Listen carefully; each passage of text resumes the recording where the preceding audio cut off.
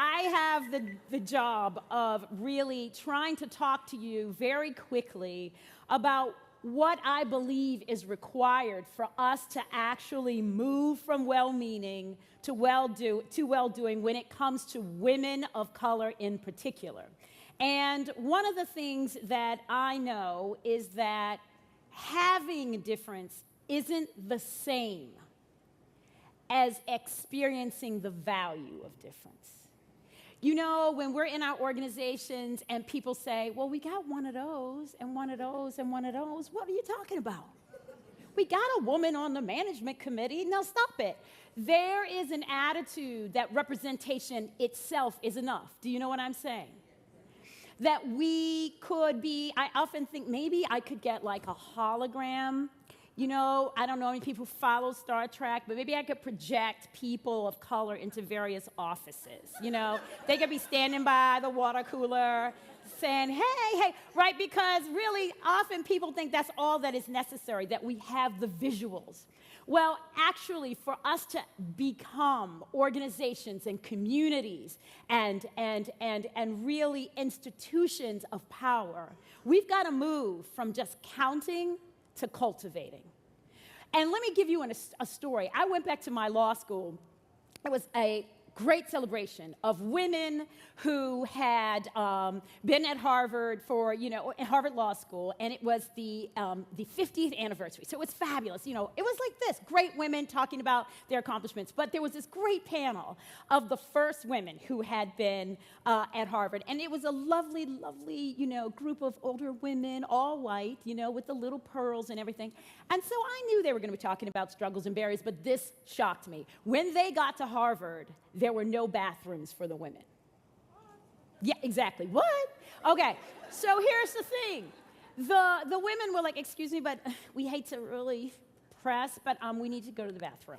And, they had women at Harvard. They were secretaries, they were librarians, and so forth. But they had to go to the bathroom in a place called Harvard Square. So if any people know that layout, it's about a 10-minute walk. So the women were like, excuse me, but I don't think that's fair. I mean, tests and exams and so forth. And the brilliant men said, you know what, you got a point there. They put a toilet in the basement in the custodian's closet. So I would argue that in 1953, Harvard Law School had gender diversity, but they did not have gender inclusion. It's a huge difference. What message are we sending in our organizations and communities where people are coming and so-called are welcomed, but there's no sign of it? In fact, the messages are going all in the wrong direction. You would not be paranoid in 1953 as a woman at Harvard Law School to think like maybe they don't want me here, right? I mean, if I got to go all the way over there just to take care of a basic need. But here's the thing.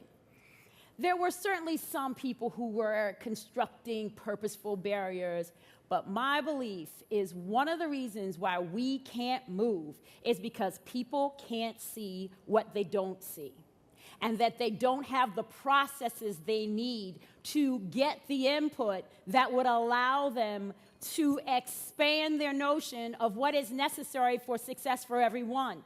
Here's the thing, when you are a fish swimming well in water, you do not notice the water. So if you have a beverage as a man in 1953 at Harvard Law School and you decide that there's a particular urging, you generally got up and went down the hall to the bathroom. You didn't notice that there was not a bathroom for someone else. All you had to do was what? Have a focus group. Invite a few women. Serve a bagel and some tea. Within about 30 minutes, someone would say, excuse me, yes, do you have your restroom?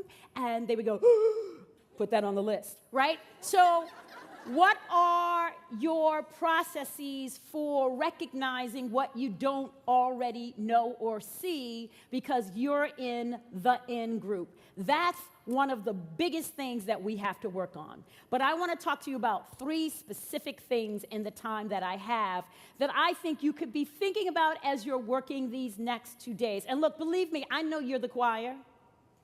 And I can't really sing, so I've never been on a choir, but I have some friends on a choir, and I know they often need help too, right? We need to be strengthened, we need to be encouraged, and we need to see our own work And so I'm talking to you from this idea of inclusion. And what I often say is that diversity is being invited to the party, but inclusion is being asked to dance.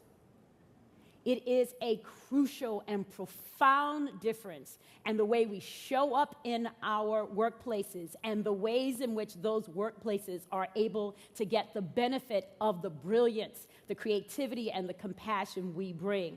So, how do we move from not just counting but cultivating? How do we move away from seeing women of color as the problem people versus the solution to many of our problems? How do we go beyond like thinking right to actually doing right? Beyond that sweetie, sweetie, nicey, nicey thing to genuine, authentic relationships where people can talk about difficult issues, where you can make mistakes and recover from them rather than avoid people because you were not perfect. How do we do that? How do we go between, and people don't like this, beyond colorblind, that's over, to color consciousness? One person said to me, well, I'm not sure I should be noticing how many women are in my department when I mentioned that they hadn't made a woman partner in 12 years. He goes, should I be noticing that? I'm like, don't know how you can fix it if you don't notice it. In fact, you're paying me money to come here to tell you to look at it. It's okay. We can't move unless we pay attention. We have to name it. That's called color conscientiousness, not using color against people, but thinking about what unique barriers they may be experiencing so that you can eliminate those barriers and actually have an opportunity to see them at their best. How do we get people on the dance floor? Well, there is some difficult work. Now, some people say to me, oh, my clients, they're like, oh, I don't know what we can do. I mean, we love the black people. We do. I mean, we love the women. We love the black people. We love the mothers. We just don't know what we can do. What should we do? What is wrong? What have we been doing wrong? And they don't like my answer. I'm like, you can't change without changing.